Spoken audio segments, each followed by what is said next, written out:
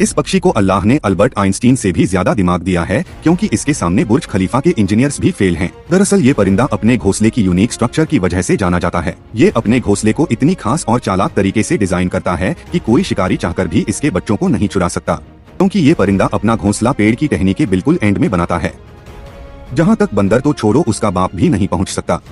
इसके अलावा अगर सांप जैसे शिकारी इसके घोंसले तक पहुंच भी जाते हैं तो भी उनके हाथ कुछ नहीं लगता, क्योंकि ये परिंदा अपने घर में 2 दरवाजे बनाता है। पहला वो जो बड़ा होता है और सिर्फ शिकारी को उल्लू बनाने के लिए बनाया जाता है, और दूसरा वो जिसमें इसके बच्चे मौजूद होते हैं। अब बताओ कि इस परिंदे को यह सब किसने सिखाया, और इस परिंदे का नाम आप कमेंट में बताओ।